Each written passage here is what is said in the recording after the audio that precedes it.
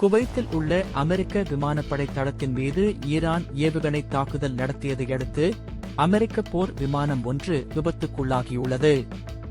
அலி அல் Salem அமெரிக்க தளத்திலிருந்து சுமார் 6 mile தொலைவில் குறித்த விமானத்தின் இயந்திரம் தீப்பற்றி எரிந்தவாறு கீழே விழும் காட்சி காணொளிகளில் பதிவாகியுள்ளது. அதில் இருந்து விமானி விமானத்திலிருந்து குதித்து பாதுகாப்பாக தரையிறங்கியுள்ளதுடன் பின்னர் பிரதேசவாசிகள் அவருக்கு உதவியுள்ளனர். எனினும் விமானத்திலிருந்த ஆயுத கட்டமைப்பு இயக்குநரின் நிலைமை குறித்து இதுவரை எவ்வித தகவல்களும் வெளியாகவில்லை.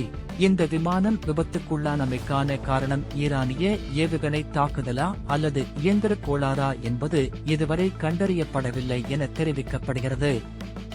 இந்த இராணுவ நடவடிக்கை ஆரம்பிக்கப்பட்டன பின்னர் இதுவரை 3 அமெரிக்க படையினர் உயிரிழந்துள்ளதுடன் மேலும் 5 காயமடைந்துள்ளமை குறிப்பிடத்தக்கது.